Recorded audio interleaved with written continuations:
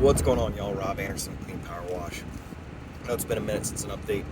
Uh, Season's going fairly well.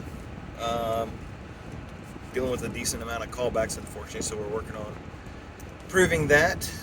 We've had some turnover, trying to improve that.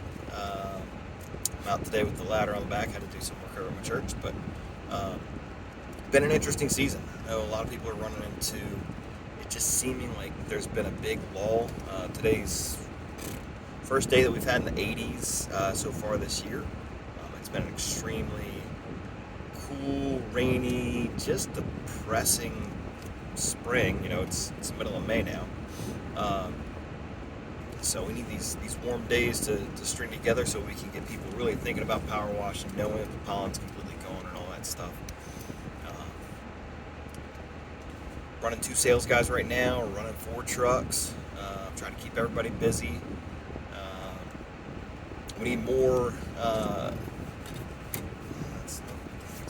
um, more technicians that are over 21, because what we deal with our rigs and everything is that we do have to have the lead tech has to be over 21 in order to be able to drive the vehicle. So we've got a good group of younger guys in the 18 to 20 range, but until they're 21, unfortunately they're kind of limited on what they can do. But it's good. I mean, if we can get these guys trained up, keep them around, we'll have really strong and experienced techs as we go into future years and things. Ordered a whole mess of equipment this year. You guys have seen, obviously, the F350 builds as we've gone through the year. One big thing that I will tell you, you think you got so much space with a flatbed, and the next thing you know, you've got um, just loaded up with stuff. So we've tried to figure out all the ways to, especially since we do run the booster pump and we have the generators and whatnot going on. We have unfortunately had a couple things get melted on the trailer or on the truck bed. So trying to figure out those ways that you can not necessarily automate, but eliminate flaws in the system. Um, Somebody put the cooler near the generator. I turned on the generator like they were going to, and I don't know if they really melted the one side of the cooler first, or they did that a slight melt and then the worst melt. I don't know. Either way, they melted two corners or two sides of this cooler that we use, and to provide the guys with drinks and stuff. And so, making a designated spot where everything is supposed to go helps to eliminate things like that. By saying this is where it goes, we figured out this is no longer an issue in this particular spot. That helps us out. Reiterating some of the basics and things with technicians. Guys, if you haven't already, and like I said, we finally got an 80-degree day. The way that you wash when it's below 60 degrees and rainy and dreary is completely different than the way that you're going to need to wash when it gets hot and sunny. You don't have as much margin of error. You can't soak the whole house or half the house and then go rinse it off. Those are all things that we're kind of we have to. I set a couple of reminders, basically beginning of May, beginning of June, July, just to continue to remind them, because callbacks are something that obviously, no matter how great you are, you will have callbacks, and we do have them. We have a really helpful callback tracker that I got from my Conquer coach, Josh Taylor, that enables us to track and see, okay, so Rob was the tech on this one, and this one, and this one, and this one. What was the issue? Was it, work quality? I did a crap job. Was there damaged property? Was there missed expectations? Was somebody expecting us to clean their roof as part of their house price, but, the house wash had a price, but the roof wash didn't have a price? Was it a situation like that, only, what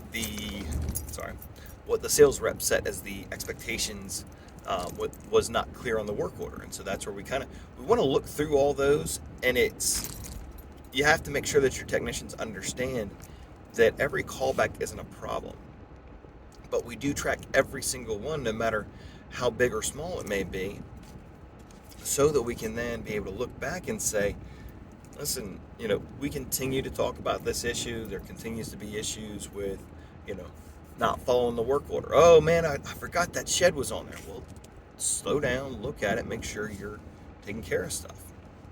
or somebody keeps killing plants. Okay, what's going on? Or streaky windows, or whatever it may be. Without that, you're just going based off your gut, and you don't truly know that, you know, Jimmy has had 6 callbacks and Jeff has only had 1. And so, with that information, what do you do? And it's also great too when you go to, have an actual, a disciplinary sit down with somebody, and you can look at it and say like, hey, this is, here you had a callback on this, and this, these dates with these clients, and you have specific examples. It's documented. If you have to terminate somebody, you've got that information. And also, quite frankly, we've had the discussion too where, as the owner, and I've got my ops manager who takes care of a good bit of the callbacks and stuff.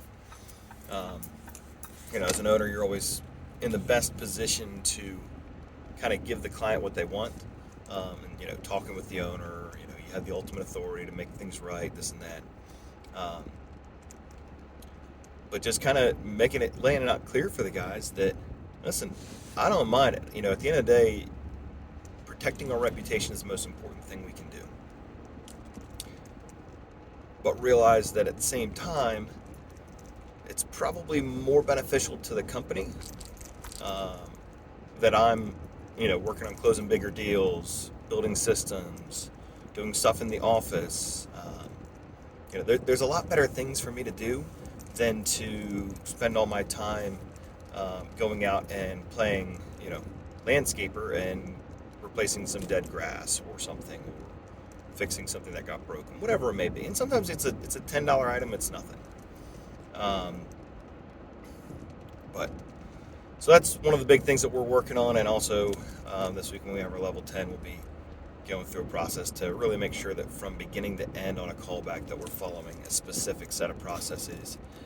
And then we do every week with our level 10s, we are going over, so hey, what's the status of this callback, this callback, getting them resolved, and then confirming with all parties that it is taken care of, that we don't have anything else that we need to take care of on it. Client's happy, or if there's additional things, so that way somebody doesn't get lost.